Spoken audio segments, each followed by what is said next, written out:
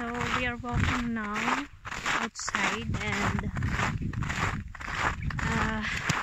we're walking here on the lake, frozen lake.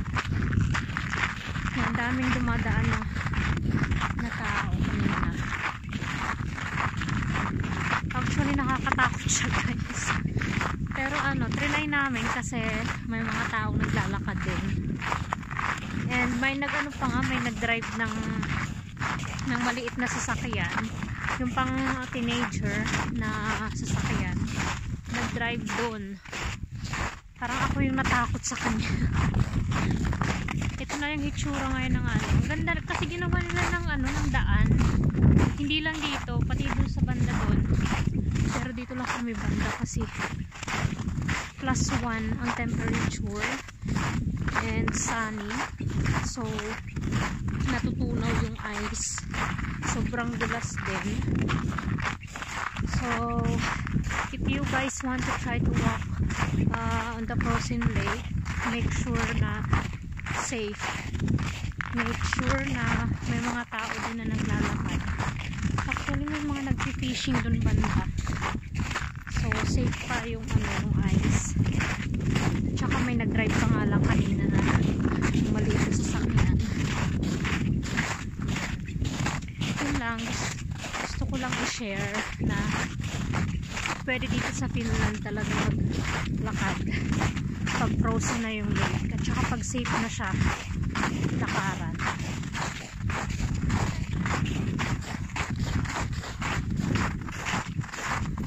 Hindi ganun kalamig ngayon kasi +1 lang.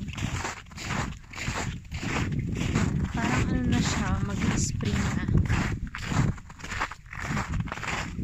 Yan si Samu.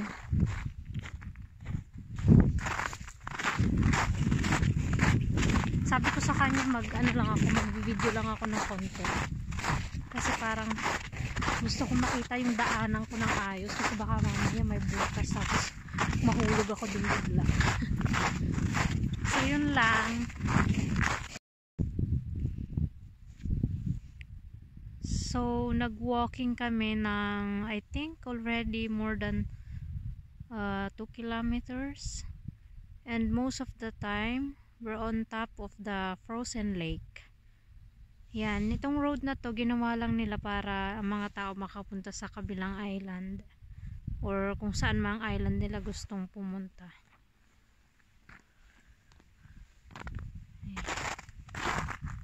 Some is there.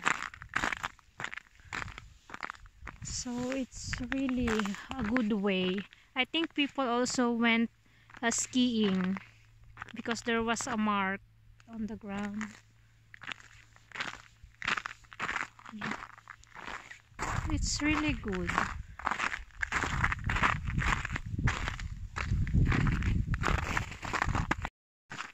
So wala na kami sa lake.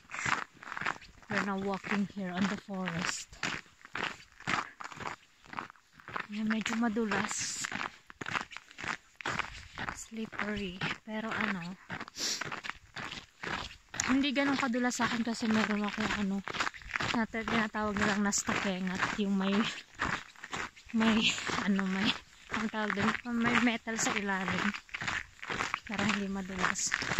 So yun lang guys, thank you for watching, bye bye.